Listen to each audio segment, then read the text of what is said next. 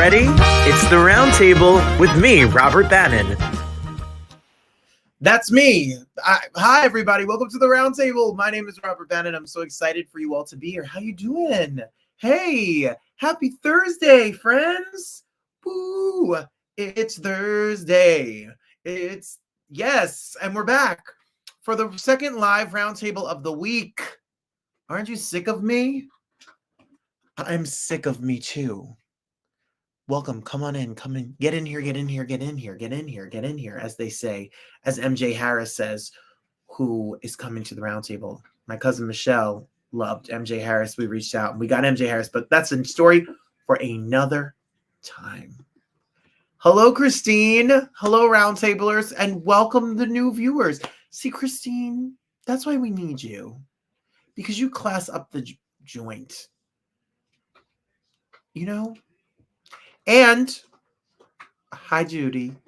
How's my friend Judy out there in North Carolina?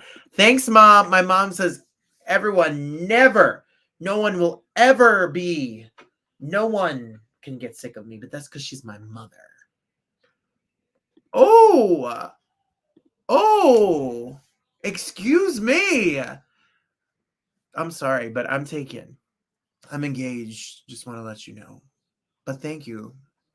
Oh, that's my fiance who's heading over right now to spend the weekend. We're going to be away. We're going to be away this weekend. This is my last bit of work. And then I'm done. I'm off the clock till Monday.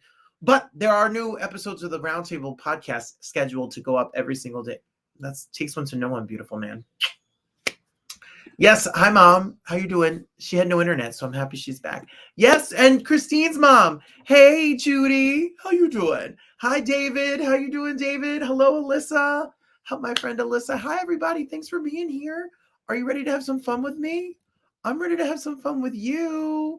Thank you, Christine. Yeah, we're flying out. We'll have more. You'll have to watch next week for the Hey, Friend, Hey, what did we do? Week in Review. Speaking of weeks in review, I have a week in review.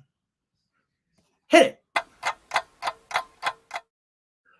Well, it was a good week. It's been a really great week. I want to say a thank you to some people who sent us gifts. You know, that's been the thing, is that I've been showing you some really enjoying the engagement moment by moment. My cousin sent us this frame, this I Choose You frame, which I'm bringing with me to see Darius so that he can have a frame at his place. And it would be more fun if there was like a stock photo. I like stock fake photos where you look and you're like, I don't recognize those people. No, they're the people that came with the frame. That's funny. So thank you to my cousin Michelle and my goddaughters, Natasha and Vanessa. My ex-wife, if you don't know that story, you miss a day, you miss a lot. She gave us this beautiful frame with the catchphrase, "Come on, the best is yet to come." I love it. I love this one. I need the best is yet to come till I live in the same house, because that makes me smile, because that's the Roundtable ending. So thank you all so much for being here. And thank you for that. I do have a hot take while I'm going to tell you about my week in review. It's smoking. So who have you been listening to? What have you been listening to? The Grammys are next weekend, February 4th. And we are going to do a Grammy show, as we've been doing award shows with Adrian and myself, that will air on Wednesday or Thursday of this week. The shows keep shifting because people keep asking for interviews. So what music have you been listening to? It doesn't have to be new. It could be old. It could be Frank Sinatra. It could be Betty. There's no Bettys. It could be Elton John. It could be Lil Wayne. It could be Ice Spice. Whatever you're listening to, I want to know, what are you listening to? So that's the a moment. That's the moment. Oh, the frame. It is me. It's fun. It is a best is yet to come frame is really fun. I love it. It's the catchphrase. Who knew? Yes, and Choose You is our song. Choose You is our song. You know the Sarah Bareilles song? I choose you. I wanted to sing it to her when she was on a red carpet, but she didn't stop. But I love it. I love it so much.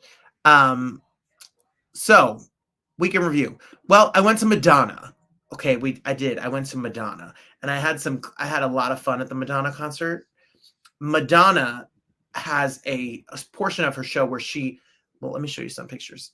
Matt Gould had tickets and helped get this facilitated, and then he ended up being able to come. She uses Limpica. We had Matt on Tuesday, and we talked about Limpica. She collects Limpicas, her and Barbara Streisand, and Limpicas are everywhere in the show. So cool. Matt was in the section over. There he is with his crazy hair. She put on a show, y'all. I know she gets bad press for coming out at 9:30, 10:30, 11:30, 12:30. But when I tell you about production, a show. Can I show you some clips? Take a peek at some of the clips. Do you mind? Are you in a rush? Darius is in a plane. My mom has got no internet, so no one's in a rush. And Fran, do you have time? Here we go. Take a peek at some moments. Here's the Vogue.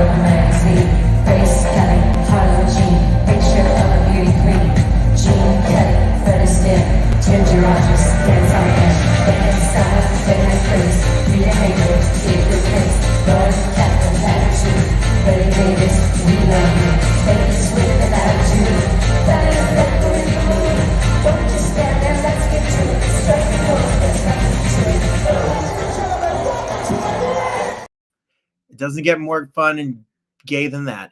And it was super fun. Here's another one. The whole show, it was like a big gay dream.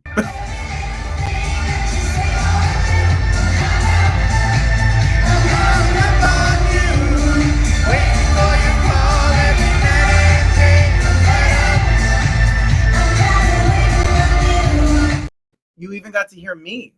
I mean, that's like 2 tickets for one. And she did a really touching tribute to her life and growing up here in New York in the 80s and 90s, living through the pandemic of HIV and being friends with so many people she lost. This song is so beautiful. Here's a clip of Live to Tell.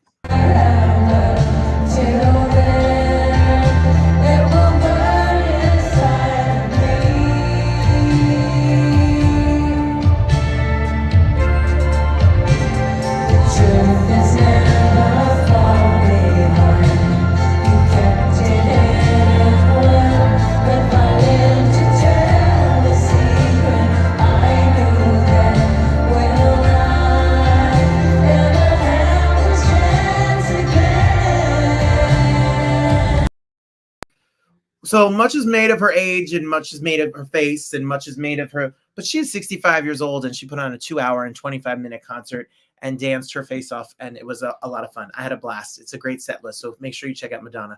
Not that she needs my help.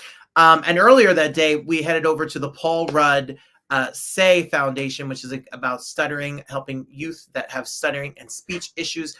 That is coming up on the Broadway Podcast Network Saturday and on YouTube Saturday. So we had a great time. Paul Rudd was filming and had a movie, but we did speak to Cameron Manheim, who's from The Practice and from Law and Order. We did speak to my friend BVD, Brandon Victor Dixon, who is the star of Hell's Kitchen with Alicia Keys, or in Hamilton, or in Chicago. He was an Emmy nominated for Jesus Christ Superstar with John Legend. And Sarah Bareilles, he played Judas, if you saw that, which I'm sure you all did. And Chris Jackson from Hamilton, he's George Washington, and Greg Jabara from Blue Bloods, and a whole bunch of fun. So make sure you check that out. I had a great time there. And I went to the Bronx Zoo with Matt Gould, who was on the show Tuesday's Babies. Look at us with the giraffes. There's Apollo crying, as you do at 3. There's Gally. They call me Uncle Eleanor. We rode the carousel. We got yelled at because he unbuckled himself and tried to get off. They stopped the carousel, yelled at us. I said, I didn't know. Kids. And there are animals at the Bronx Zoo. Look, animals, as there would be at a zoo, but it's cold, but they have indoor exhibits. So we had a good time. So thank you all. It was a good week. It was a fun week. And I had a good old time with myself, with my friends. Yeah. Thought it was Groban. Our song. Well, now this is a controversial question, Janelle. So there are a couple songs, 99 Years. When you look back down on 99 years, as Josh sang to us, is one of the songs. And the second song that was sent was I Choose You. So there's a lot. There's a playlist of 100 and 50 songs. Every song in the world, pretty much. Darius has been listening to instrumentals since he's been on vocal rest. He's on vocal rest. He's on vocal rest because he is going to see Adele with me tomorrow. So he is in full vocal rest because he's going to sing like he is Celine Dion. He's going to sing like he is Whitney Houston. He's going to sing like he is, I don't know, Pavarotti, because he's been on vocal rest, which is a trip and a half. And I can't wait to hear him belt and sprout Adele for 2 hours tomorrow night. I'll be in Vegas. What an experience. Thanks. Yeah, of course, Christine. It was fun. Thank you for letting me share it. And you want to see videos? Oh, you think we're not going to show videos of him singing Adele? There's going to be more videos of Darius than there is going to be of Adele. So that's fun. I can't wait to listen to you, babe. All right, so let's go to the shameless plug. Hit it. Because I'm shameless. Well, we have a lot of things to talk about, and I want to talk to you about the Broadway Podcast Network and the Roundtable. The Roundtable has been grateful and lucky to be booked and blessed. Last week we had 2 roundtables, and next week we have 2 roundtables again. So if you're free and mark your calendar, we have the exclusive interview. I'm really excited.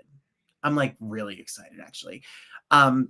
Kimberly Akimbo is closing on Broadway. We love Kimberly Akimbo. It's really touching and beautiful. It takes place in New Jersey, and it won the best musical last year at the Tony Awards. Well, Victoria Clark, who won the Tony, is the star of Kimberly Akimbo. She's won 2 Tonys, and I heard from her people today, and she chose today. I found this out today, this afternoon. She picked us. She picked the Roundtable as her exclusive chat before the Grammys. She's nominated for Best Musical Theater Album, and we will be talking to Victoria Clark, 2-time Tony winner, Grammy nominee, and star of Kimberly Akimbo. Surprise, surprise. Surprise, surprise. Surprise, surprise. She'll be here Tuesday, so we'll have an extra special roundtable moment. And then on Thursday, our normal show, we will be here with a Winter Kiki. Yes, come on, ladies. February 1st at 7 o'clock. Join me in the February with drag superstar Ginger Minge is here. Ginger has a new show coming to New York. She has a new book, and we are going to be a hot, stinky mess. Plus, this season 16 Drag Race star Mirage, who's based in Vegas. I was like, I'm coming to Vegas. Come on, Mirage. So Tuesday and Thursday of next week, you can get a little classy Victoria Clark. You can get a little drag Kiki, and we're going to have a good old time. And, you know, over on the Broadway Podcast Network, which you could download and join the party there, we had our Chaz interview back up. We had a Moms Club interview with Monica Samuels, who's got a great podcast. We have gospel artists coming up. We have singers coming up. We have a whole litany of random razzmatazz over at the Broadway Podcast Network. So make sure you check us out there, or you could always go to robertbannon.com and you can listen to us. All of the episodes are there. We are booked through February. Jammed, packed. So don't go anywhere. We have a big, gigantic February coming. You know how they used to have sweeps? Like it's sweeps week and you get the big guests on the talk shows. I guess this is our sweeps. I'm singing too. If you want to come see me, Alyssa asked before, Let's Fall in Love, February 10th. It's a Valentine's Day concert with me. It's free parking. Hey, appetizers and dessert. BYOB, $35. It's at 7 o'clock, and it's at Fratelli's Restaurant in Hawthorne. And I'll be singing, and it benefits Hawthorne Pride, so thank you for having me. And then if you're in the Bergen County area, you can see me on February 25th at 6 o'clock at Patsy's Restaurant. It's my residency. I am there a couple times a year, and it's sold out. We are at capacity, but we may be able to squeeze a couple more people in. You could sit on my mom's lap, eat some of her calamari. Yes. Yeah. When is MJ? So MJ Harris, get in here,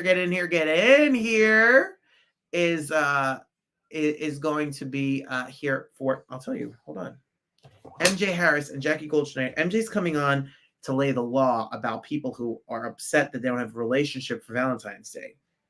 The 8th, February 8th, the Valentine's Day show with Jackie Goldschneider from The Real Housewives of New Jersey and MJ Harris, who has a book that has bad words in the title, the F word in the title, and we are he's going to come in here and put it together for you all. He's going to read the room, so don't miss that. Yes, it's good. I know you're a fan. Christine says she's happy to see she got to see Kimberly Kimbo in October. She's looking forward to hearing Victoria. Yeah, Vicky's great. Yeah, Darius says we have more than one song. Oh, I didn't know that's what you listen to when you miss me. He misses me. I know that. I'm just kidding. And I miss him. I tell him every day. He'll answer the phone when he gets out of work, and he'll be like, "Hi, Bug," and I say, "I missed you," and he says, "You say that every day," because I do every day. I love that song. That makes me smile. Oh, I'm turning into such a nerd. Okay, I've always been a nerd. Okay, that's fair. Well, do I have anything else to say? No, I don't.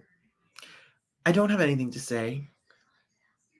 But I know you want this, so let's do it. I'll be there for you. How you doing? I don't have any video or any accoutrement that goes on to any of this with any of this. There was a hot take. What are you listening to?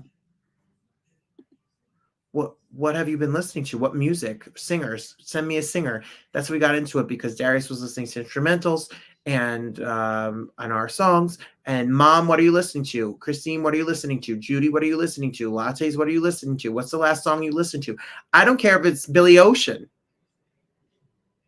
Doesn't matter. The Hey Friend Hey goes to each and every one of you. Thank you for making last week a big giant jump on the podcast and on the YouTube channel. Our numbers are up 70%. And I was worried about our numbers in December because on the podcast, the numbers went, wah, because December's a tough month. I know it's holidays. So thank you all. Each and every one of you are my friends, and I appreciate you all. And I look forward to seeing you all. If it's February, if it's June, if it's whenever I'm going to get to see you all, I appreciate and really it means a lot to me that you spend your time, money. You could be anywhere in the world right now. You choose to be listening and watching this show with me. So from the bottom of my heart, thank you you're just as much of a mess as I am. And it means the world to me that I get to spend my time with you. So thank you for being a part of my day because I wouldn't be able to do this show without you. So I love and appreciate each and every one of you, my dear, dear friends. It's Broadway week in New York City. It is the week where tickets go on sale for half price tickets to see New York, to see a show in New York City. So now a Broadway show ticket is only one mortgage payment instead of two. And my hot take, it's too expensive. You know, shows close because people can't spend $200, $300 to bring two people or a family of four. When we were growing up, my parents used to take my brother, me, and them to see a show. They were $40 tickets. How it went from $40 to $250, I have no idea. But it's kind of what Matt Gould had said when I said to him, you know, people are going to spend $200 to come see your show. How does that feel? You have a choice to pick. So the fact that we choose these shows means a lot. And thank you to the Broadway League for creating Buy One, Get One Free Week, where you can come see a show. It used to be kids see Broadway for free, but now it's Buy One, Get One Free Week. So we're celebrating Broadway this week with two shows that are on the Buy One, Get One Free. Oh, Janelle's listening to Robbo and Motown. Come on, Detroit. Motor City. Hey, I saw the Detroit Motor City house. There's a mansion. Then there's the studio. Yes. David just says W. Just W for winning. We're winning. Thanks, David. Maybe that's an artist. I don't know. So we decided to corral some of our shows that we have seen and love. And I loved Purlie Victorius. So good. Leslie Odom Jr. and an incredible cast of characters are over there at Purlie. And then Harry Potter. Well, I'm not a Harry Potter nista. Alyssa's listening to baby tunes because she's a little baby. That's very funny and true. I can imagine. So Harry Potter is playing right now. Harry Potter and the Cursed Child. It's the future of the Harry Potter franchise. And we got the stars Albus Potter and Scopius Malfoy, who is Draco Malfoy's son and Harry Potter's son. The show is about them. Are they best friends? Are they lovers? The show kind of leaves it ambiguous, but I did see it last year and I did love it. And when our friends over there at BBB Way PR team said, would you like to talk to people from Harry Potter? I said, yes. You know why? Because someone in my life is a gigantic Potterhead, and you'll have to listen to find out. Harry Potter stars, and it was on the podcast network already. My Darius listened to it at 7 o'clock this morning. Harry Potter stars are here. Mom, take a peek at this. Your other son is mentioned. Broadway Week continues here at the Roundtable. I had the pleasure. Whoo, you all, if you don't get yourselves to the music box by February 4th and get yourself a seat and a little M&M, well, not the most magical times you could have on Broadway right now is definitely over at Harry Potter and the Cursed Child. I remember waiting in line at the Barnes & Noble for my brother to get these books at midnight, and I thought, these people are crazy. What is this show about? What is this book? Then I went to see this show, and it is one of the most magical nights on Broadway. If you're a Potterhead or you're not, this is literally for everyone, and I am so excited that we could have Erik Christopher Peterson and welcome to the show, Joel Meyers and Erik Christopher Peterson. Hey there. Hello. So I have to class it up because you all are actors. I mean, there is. I'm exhausted because you're on stage for 3.5 hours, 8 shows a week. B, from the Shakespeare to the Columbia to the regional work to Othello to Midnight Summer's Dream, y'all can act your faces off. And we enjoy doing it. Thank you. We do. I'm just here doing a little singing and dancing in Jersey, and you all are around the world up on stage. What is it like for both of you making your Broadway debut? This show is a monster. It is magic. It is a huge cast. It is costumes. It is sets. It is special effects. It is all of it. What has it been like? Firstly, what was the process to get the part, and what was it like your first night up on stage? I'll let you go, Erik. You start. Okay. Yeah. Well, the audition process was a blast. I mean, it was a really just wonderfully warm audition room, and so fun to connect with these characters. And I was doing a show in Arizona at the time, so I was flying back and forth between Arizona and New York, and it ended up being totally worth it. So, and then opening night was just a blur. I think every moment. Yeah. Over a year ago now, but our opening night, I guess. I think every moment backstage, we were kind of just high-fiving each other and keep your head above the water, keep doing it. We're making it through. Yeah, I remember particularly the moment. There's a moment in Act 2 where we used to sit on a bed. They took the bed away from us halfway through the year, but and you look up at this massive set, and the two of us coming from doing school productions, regional productions, things like that, we were sitting there looking up at the set with each other, like, what have we gotten ourselves into? But like Erik said, it's just been the most magical ride to come in with these characters that I think live so closely to both of our hearts, and come into such a machine of a show that is so well oiled, which is great to step in and have the only thing you got to be figuring out is yourself. But yeah, it's been just a magical ride from start to finish. Well, while we're talking about it, if you want to get your tickets, go to harrypottertheplay.com. Make sure you get your tickets to come on down. It's a magical night. No age limits. You can be 7 years old. You can be 70 years old. You could have read the books. You could have seen the movies, or you could know nothing about the story, and you will literally have an amazing, magical time. I know you're not going to tell me the secrets, but y'all, there's some magic. The set is shaking. Water is showing up from nowhere. Things are glowing. Would you have to sign your life away so you never tell us all the tricks in that world of Harry Potter? And then some. I think the secret is we just don't entirely know how it works either. Yeah, no, it's true. It's amazing, and it's so mind blowing. And even now we've both been with the show for a year and some. There are still things that you will be, watching another scene and be like, wait a minute, I didn't know that was in the show. Like, that's cool. How do they do that? That's what we're saying. That's what I'm saying while I'm sitting there. Some pictures of the show, if you're watching us online, that it is beautiful. It is beautifully done. It is some of the most fun, and what a beautiful cast that is assembled every single night to put the show together. Erik, what is it like to work with this ensemble? You all work very closely together. So what is it like to trust each other as actors on stage with telling the story? Yeah, it's one of the most rewarding artistic endeavors I've been lucky enough to be a part of. I think we have a really close company. We have a really large company, rarely large for a play. And we all start the show every night together. We do a full company warm up, and I think that we're all in it for a long haul. We've all been with the show for a while, and the new people that have just joined us are going to be with it for a while, and so we really kind of, I think, hunker down and get to build some relationships. And on stage, I'm wowed constantly. I just backstage last night, I was talking with Aaron Bartz, who plays Draco, and I turned to him after we'd gotten off stage from a scene, and I was just kind of like, you are so good at your job. Like, I don't get to tell you enough, but like, you are an incredible actor. And that's true of everybody. Like, we are constantly spoiled with the most giving scene partners. The same is true for Joel. I'll admit it. Well, Joel, that's what I was just going to ask you.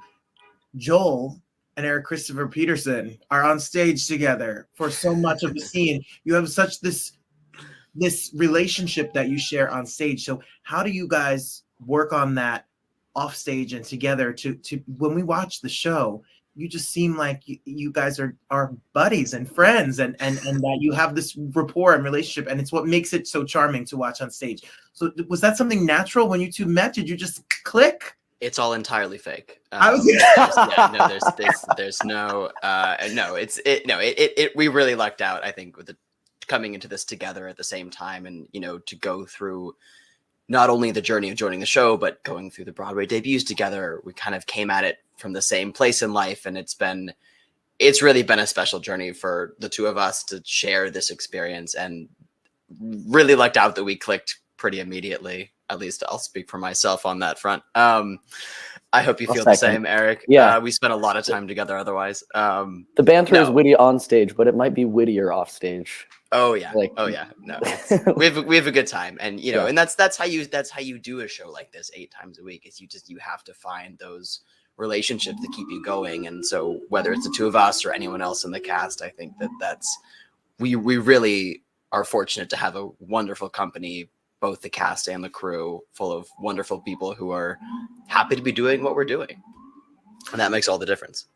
And it shows for us watching. And I'm, a lot of this is not trying to be a controversial question. You don't even have to answer, but a lot of speculation. There's so much speculation about the relationship between Albus and Scorpius. What is the story behind it? I think people need to just go and have a good time and make it be whatever they want it to be. I'm with you. I think that there's room for whatever it means to you, and whether that's best friends, whether that's more, take it and run with it. I'm not trying to make the Harry Potter people mad and get myself in trouble. That's all I'm going to say. So you might be making them very happy. When you make absolutely, that I think that's what a lot of people. So Joel plays Albus Potter, who is, if you don't know the whole story, he's Harry's son. We're fast forwarding through, and then Erik Christopher Peterson plays Scopius Malfoy, which Draco Malfoy. Is he good? Is he bad? Or are they the good people? Are the bad people? And their relationship. Are you guys Potterheads before? Did you read it, or did you watch the movies? Like you knew what you were getting into. Erik. Oh yes. Oh yes. Yes. Yeah. I think when the play was first announced, and I was in high school, and I found out, there's a character that is Draco's son. His name's Scorpius.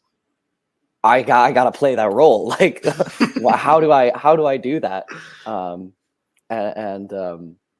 my gosh, a handful of years later, here I am doing it. And you're doing it. Likewise. And Joel, you're playing Harry Potter's son. Yeah. what and they're and the characters, Harry and Hermione and Ron, and they're all in the show too. That, you know, there is it is a all encompassing, the fandom of the show is humongous. So when you go to the stage door and you get letters, you meet people. Well, what is it like when people come and tell you what it means to them to be able to see a live interpretation of this piece? It's wonderful. It's absolutely, we love seeing people at the stage door every night. We love hearing from all the, you know, there's the Potterheads, there's the Broadway fans, and we kind of get the special Venn diagram of Broadway Harry Potter fans, which are the best fans in the world. And you know, it's wonderful to see. It's such, you realize how much a story like this means to people of our generation, people who grew up with these books, the new generation coming up, kids who are discovering it through their parents. It's so wonderful to see that something that was so near and dear to our hearts growing up being passed along to the next generation is so wonderful. We love seeing the kids come in their full Hogwarts robes with their wands, and it's just the best to see that love for it every night. Oh, and they're there. When I was there, I've seen the show now twice, and they are decked. The wands are there. The capes are there. You know, it's all there. I want to, you guys individually. Erik, you went to the Sargent Conservatory of Theater Arts at Webster. You had an apprenticeship with Great Rivers Shakespeare Festival. Well, this is not Shakespeare. This is definitely wordy. This is definitely long and complex.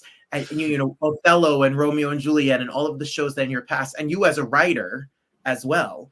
How has that all prepared you to kind of take this text, which is not Old English, but it is definitely a certain language and a certain rhythm? And how did all that preparation prepare you for this moment?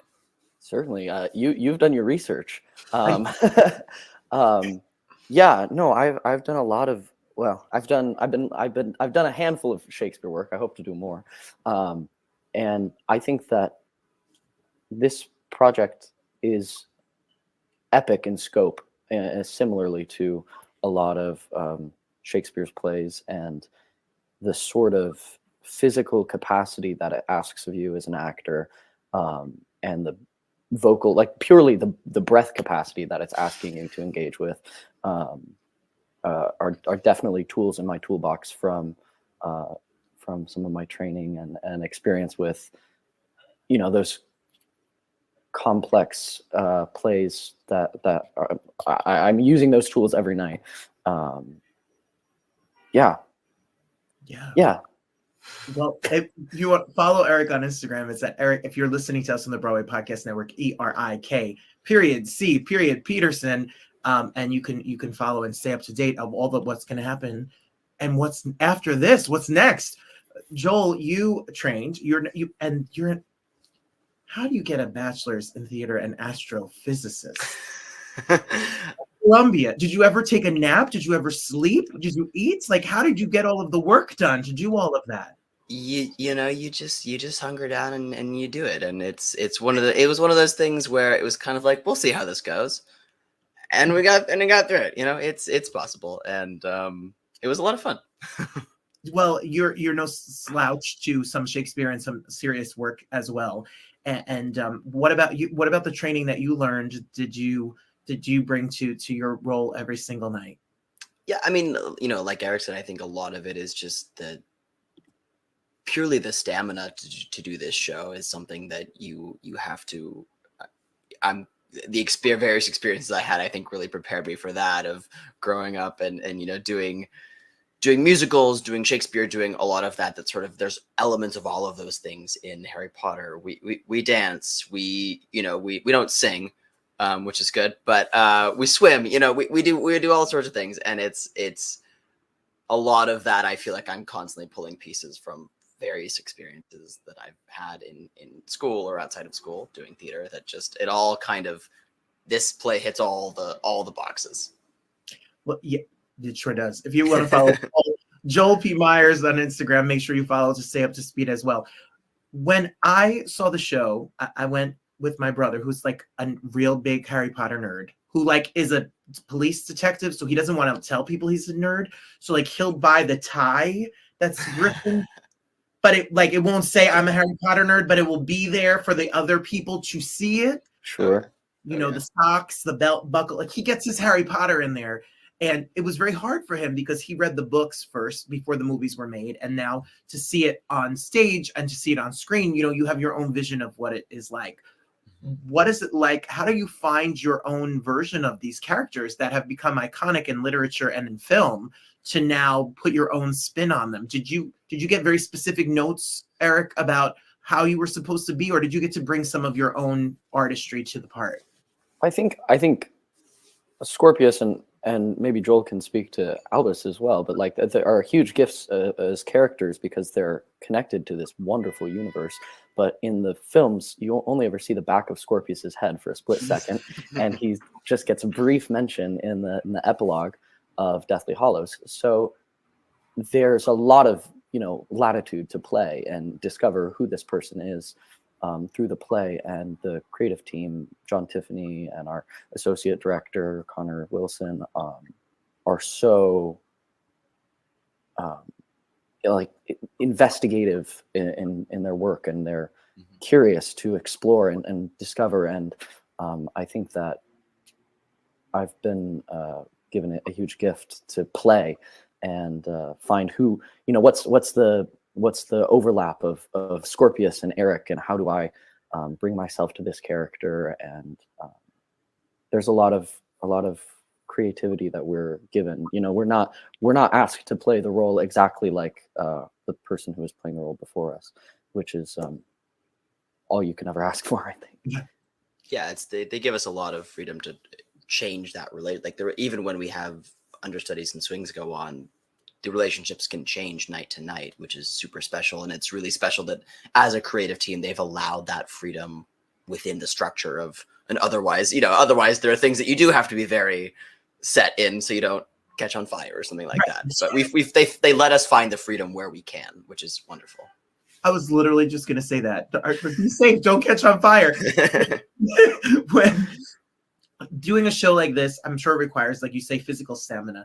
Erik, what do you do to take care of yourself? A lot of people who are in theater school or young aspiring musical theater performers or theater performers watch the show. I teach musical theater in Newark, New Jersey, etc. What is it like? What advice do you have to keep the stamina physically healthy to get up on stage and be able to perform every single night? Yeah, well, I think it's a 360-degree lifestyle. Like, it's not just what you're doing on stage. It's not just what you're doing just before the show and just after the show, but it's like there's not a moment in my weekly schedule where I'm not thinking about doing 8 3.5 hour long shows. So it's what you eat, it's how you treat your body, it's how you feel yourself, and it's also about finding what works for you. I really have a habit of interrogating other castmates of like, okay, what do you do? When do you eat? What do you like to eat before the show? What will you? And I'll steal little bits and pieces. And I think I'm figuring it out. 13 months in, 14 months into doing the show, but still constantly trying to figure out how can I take better care of myself and stretch my muscles out, be available to the show every night. Mm-hmm. How about you, Joel? Is there? Do you eat like 3 pounds of pasta and an entire pizza? What's the trick to running around that stage? I drink a lot of apple cider. Okay. I swear by apples at intermission. Erik knows this. Joel eats apples at intermission every night. Yeah. It's but yeah, you know, I mean, like you said, Erik, like it's a lot of just planning the rest of your life around it. At the same time, I find it honestly helps me more to not go crazy overboard and sort of treat it like, yeah, you let your body adjust and sort of, you know, you don't have to go do a 4-hour workout before the show, because you probably shouldn't, because the show is basically a 4-hour workout. But you know, it's you listening to your body is a big learning curve of this kind of experience. Like you will know halfway through the day what it's going to be like to get up at night and what you need, and sort of letting yourself be flexible within those bounds. I've found very helpful. That's great. Absolutely. So how do you do this show for, you said, 14 months, and how do you keep it fresh? I know there are days where you're tired, you don't feel well, you were up too late or whatever. Is it the audience? Is it the company? Like, what is it? You know, I know there are people that come from around the world and spend their money to come see the show, and they want to see you at your best. do you feel that responsibility, and is that some of the things that push you through those tough days, Erik? Certainly. Yeah, it's astounding every night at the stage door. There's somebody saying that they've come from Peru or Greece or all over, and it's so exciting.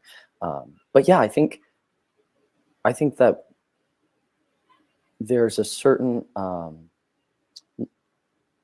mindset that is valuable for me of letting tonight's show be tonight's show, and it's not trying to make it better than last night's show. It's not trying to make it the same as last night's show. It's just being available to what tonight's show is going to be. And when we're doing that together, that's something that I think we both really focus on, and we try to meet each other where we're at on any given night. And that is that's the big way that it stays fresh, is to hear what Joel's saying to me for the first time, because tonight it is the first time he said it, even if he said it this afternoon, you know. And then the audience is totally the other variable, like the energy that we are being sent from the 1,600 people watching the show is immense, and the gasps and the, you know, when we have a school group in, it totally changes the energy in the house. And I think I like to really be conscientious of that and feel that, and let that move me. Yeah, I would say too that like I said, freedom within the bounds, and that the creative team lets us do that, because, and this is something that, you know, you don't realize when you go see a Broadway show once or twice, is that the show evolves over time. Like, the version of the show that we're doing now isn't exactly the same as the version we did on our opening night. You know, it is, the lines are the same, the trick, you know, the magic is the same, but the way that we approach it changes. And I think that really helps in a 14-month contract, really helps you explore and keep it alive as you go. And alive it is. So if you're here and you're coming to New York City, or if you're around the world, make sure you go to harrypottertheplay.com to make sure you check out Harry Potter and the Cursed Child. It is a fun night of theater. Before I let you go, here's the last question. The question on my mind: is the water cold? Is it freezing? Are we allowed to answer that? I don't know. You know, I think the water in the lake is certainly frigid for Scorpius. I'll maybe leave Erik's experience up in the air. It's certainly cold when you get out. Yeah, I'll give it that. I'll give it that. Especially this time of year. The last week has been. Yeah. Well, have the most fun. Continue to break all the legs. Thank you for sharing your art and artistry with us and creating some magic on Broadway. And if you're coming to New York City, you have to check them out. Make sure you head on down and check out Harry Potter and the Cursed Child. It's so exciting to talk to you both. Thank you so much for spending some time with us today. Yeah, thanks for having us. Nice to meet you. There you have it. The Potter people. The Potter people of the Harry Potter. I think I saw one of the movies. Well, I did see Purlie. Purlie's a good show. Purlie stars Leslie Odom Jr. Purlie was written by Ossie Davis. It was on Broadway in the 80s. And thank you. Interesting chat. They're articulate. Best wishes for them. They have such a bright future. They sure do. And you should check them out. The show is really fun, even if you don't enjoy the Potters. So I did see Purlie, and Purlie, Heather Alicia Simms, so good in Purlie Victorius. So much fun. She's so fun in it. And I had the chance to speak to her during one of my, lunch sessions over at work. Take a peek at this. Well, Broadway Week continues here at the Roundtable. I had the pleasure. You all, if you don't get yourselves to the music box by February 4th and get yourself a seat and a little M&M, well, not a loud bag of M&Ms, a quiet bag of M&Ms, and shut your cell phone and put your playbill under the chair and get settled down. Ossie Davis is a legend. He's a genius. He wrote a play that is as relevant now as when he wrote it. This cast is stacked from top to bottom.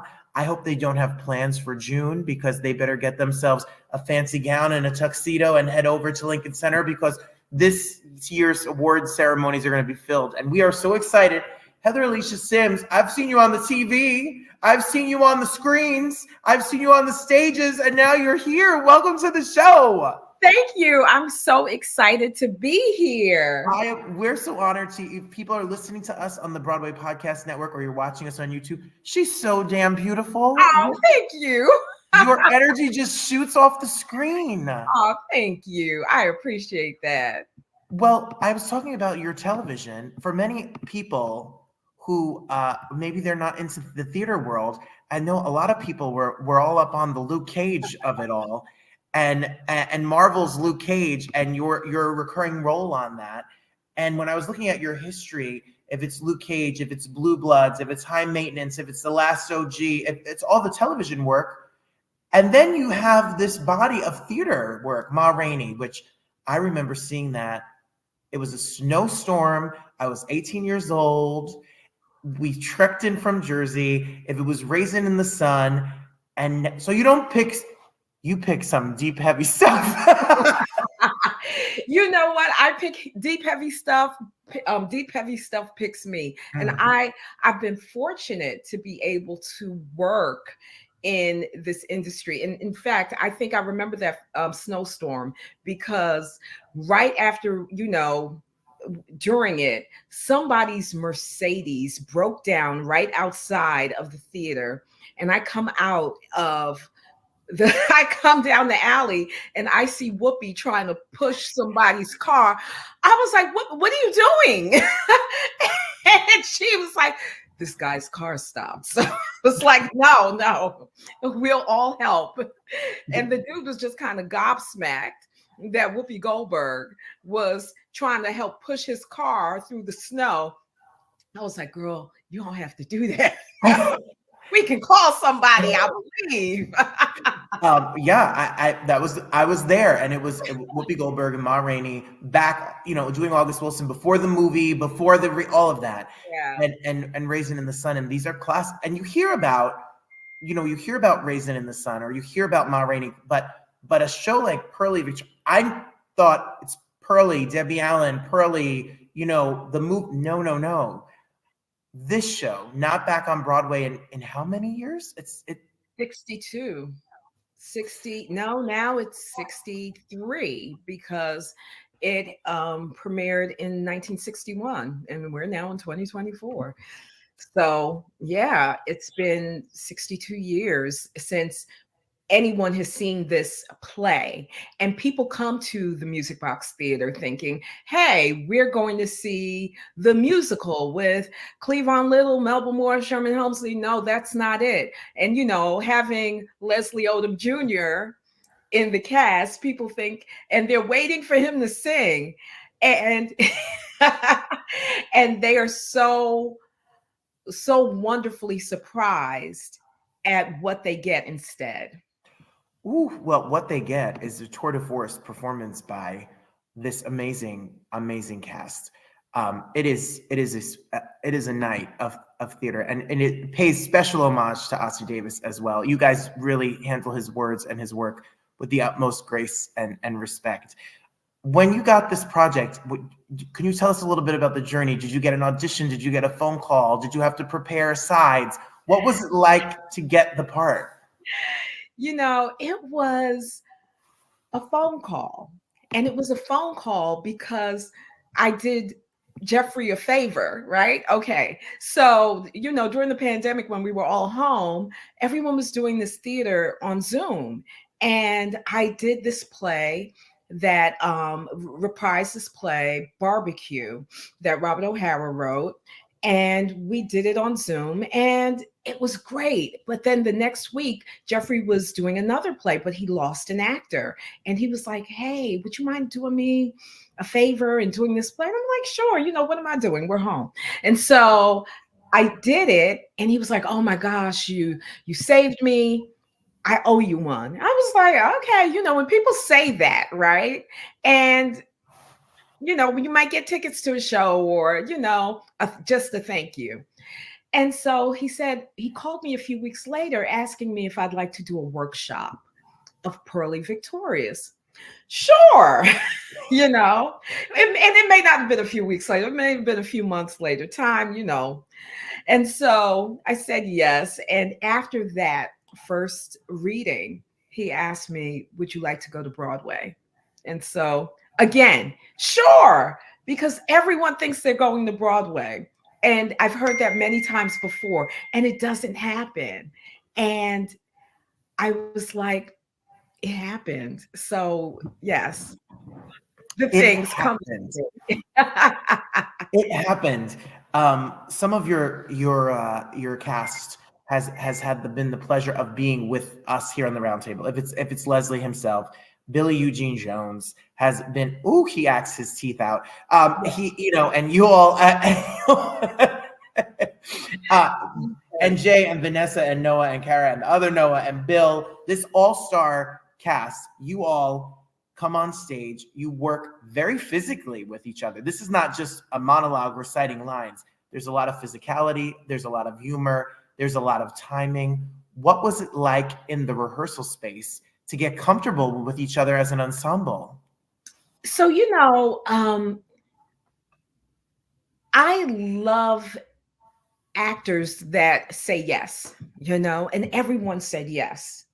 But Kenny Leon, our director, was like, you know, he's one of those directors who kind of has like a really soft touch. And he wants you to try. He wants you to throw your instincts out. My computer is dinging because people are texting me. Because you're on Broadway. You are on a Critics' Choice Pick Broadway show. I thought I could, but anyway, so, but he has a very soft touch when it comes to directing. And so it felt like a very safe space to just try what you wanted to try. And everyone is so amazingly talented and amazingly creative that it was kind of like, oh, okay, wait, I'm going to do this. Oh, wait, you know. And Billy is someone that I've worked with a few times in the past who I love working with. And we would sometimes sit down and just talk about our characters and, you know, what Kenny envisioned for us as a couple, because, you know, our characters, our relationship could have been put on the stage in a very different way, you know. And what Kenny really wanted to let everyone know was that Missy and Gitlow still love each other. They still have a relationship. They still have romance. Even if they get at each other sometimes, they still have that thing that, you know, we often just want to see in very young and new love. And that was exciting for us because we had to find the hills and the valleys in our relationship. And so, yeah, you know, so we all came to play. Well, I think you found all the hills and all the valleys because it is a realistic, fun relationship where you love somebody, you fight with somebody, and then you love them again. And Billy, if your Broadway niece's out there, Billy just jumped off the stage from Fat Ham and ran across the street to Purlie, who he's so brilliant in Fat Ham and he's so brilliant in Purlie. And you two's chemistry is palpable in the theater. You have such a fun, bombastic relationship with each other. When this show opened, what is it like the first preview or opening night? And what do you do as to calm your nerves or to not be worried, or what is the trick? I don't know if there's a trick. If there's a trick, someone please tell me. Because I pray, I breathe, I read the script.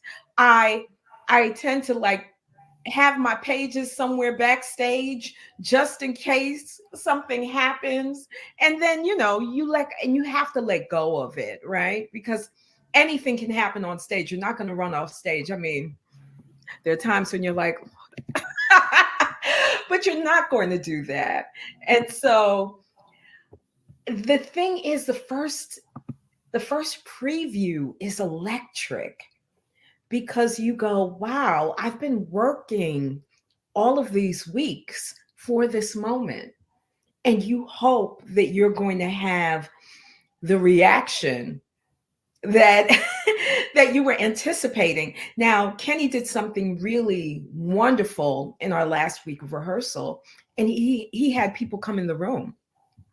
He had us invite our friends to just come and sit because it was the kind of play that needed an audience, you know? And so the audience is really the last character in our play. And people say that all the time, but it truly was necessary for that last week of rehearsal. And it was such a gift to have, so that that first invited dress and the preview weren't the first times that we were hearing the laughter and the oohs and the ahs and maybe even some of the tears. I was going to say, it's so funny and it's so deep, and there are such moments of a reaction that the timing had to have changed once the laughter, and you play to the laughter, you play to the emotion.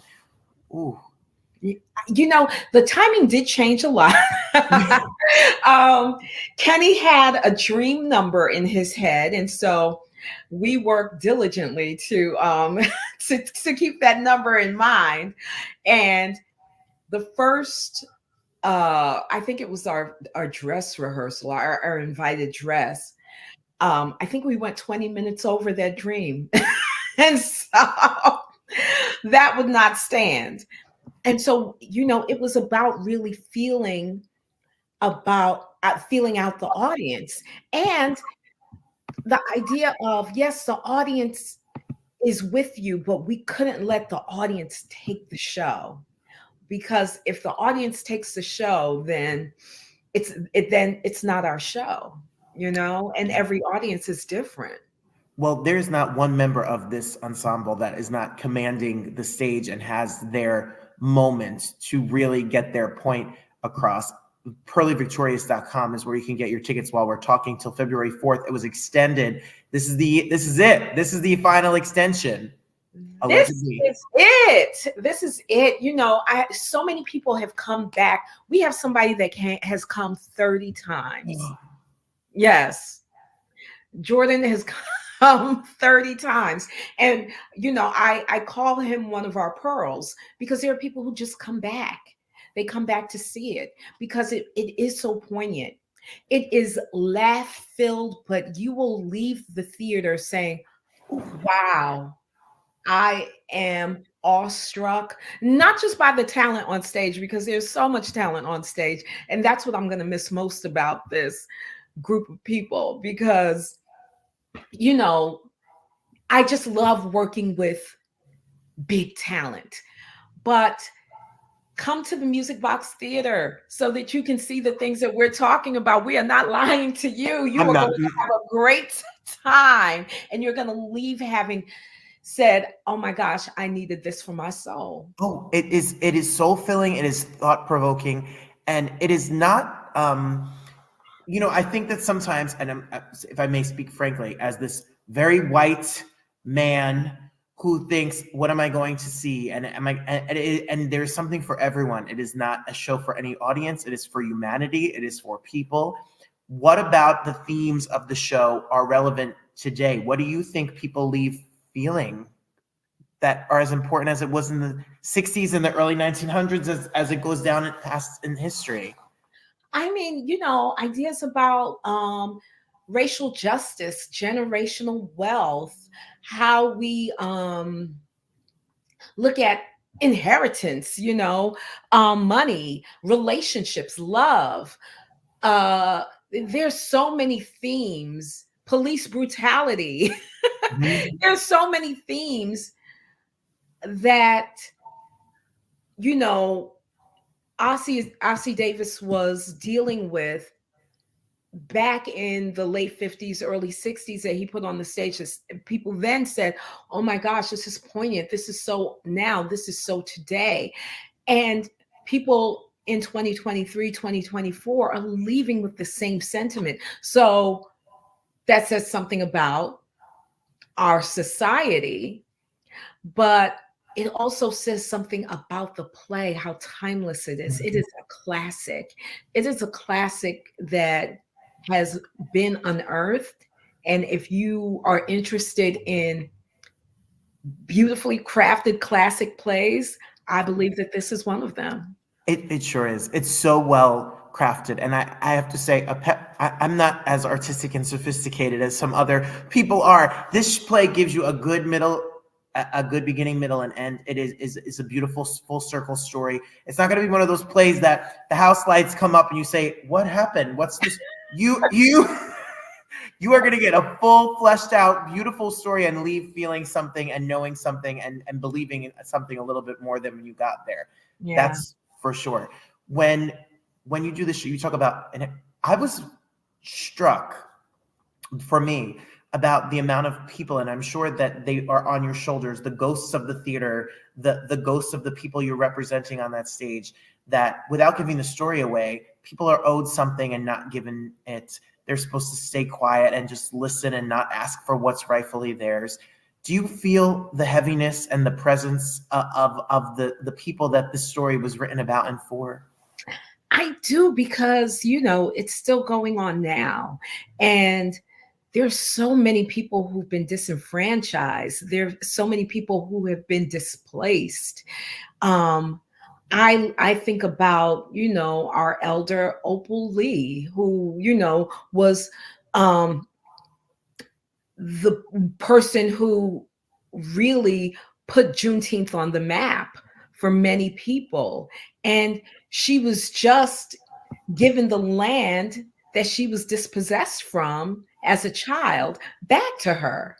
This woman is in her 90s, I believe. And it's amazing that those kinds of reparations have not happened. And so when we talk about, people are owed something, it's not just people who have worked this land. There are people whose land was just taken from them, just taken. And it's unfathomable. It's unfathomable. And so it does, I feel emotional about it, because it does tug at my heartstrings, because it shouldn't happen. It shouldn't happen in a just society. No, absolutely. And when you watch this and the layers that you were talking about and themes, police brutality, lives taken for no reason, aside from money and land and dignity and all of the things that we go through. This show goes through it all, but it also makes you laugh out loud, and it also makes you, it teaches you a deep lesson in a really entertaining and enjoy it. It's a fast 90. Kenny, you got it in there in 90 minutes. He did. If you have gone to see a lot of theater and plays, if it's Top Dog, whatever shows you've seen the past few years, Kenny is fences. He's behind he is the quietest, chillest guy, but he can hit a home run out the park. He is got some vision. How much, and you talked a little bit about it, but how much of what we see on stage was his ideas, or how much of it was letting him let you come up with ideas and bring your own ideas to the table? I mean, the big picture is Kenny. It's all Kenny. Kenny did a wonderful job, especially that beginning tableau. People, I think it allows people to enter the play with us in a way that gives them room to breathe throughout the rest of the play. And so, this was very much Kenny, because even in the moments that we came up with as a cast, he allowed it to stay. Some directors might go, you know what? No. Not because it's not good, but because they didn't come up with it. And you know, he's not that kind of director. He's a very open-minded and generous spirit when it comes to, you know, the work, because he wants you to find your way in. And so he'll allow you the room to do that. Well, PurlieVictorius.com. You gotta go get your tickets. Get them before it's gone, because it is a production you need to see. It is the play of the season for me, for sure. You have a master's in fine arts from Columbia. Ew. And you know, as a teacher, especially a drama teacher and musical theater teacher, how important is the foundation of your craft and education in what you do? Do you take some of the lessons, some of the toolbox that you've learned through your career with you, even on a Broadway stage? Oh yeah, absolutely. You know, I went to grad school because as an undergrad, I majored in history and English. And Robert O'Hara, who I went to undergrad with and subsequently grad school with, he was the one who told me that there was this program there. So I was like, okay, you know, let me do that. And it was the best decision that I could have made, because it opened me up to different ways of approaching theater. Because the work that we did was pretty avant-garde at the time. And so I was able to release any idea that I had about what theater was and think about what theater could be. And now I also teach. I teach at NYU. Another whoop whoop. Okay. Hey, you better bring in these schools. I teach at NYU, and I find myself learning from my students, because, you know, when I'm trying to teach them what I know, I have to go, how do I know this? How can I synthesize what I know into something that they can digest? And that's a challenge. Oh, you are, I'm sure you are one heck of a teacher. I'm sure you are giving all this a lot of skills and a lot of space for them to be the artists that they are.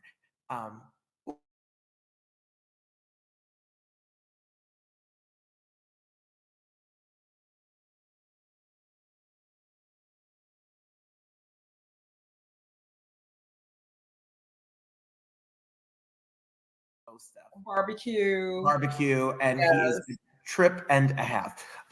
So you all must be a good time together if you have a little brunch, lunch, Zoom. Oh, yeah. We've known each other since we were children.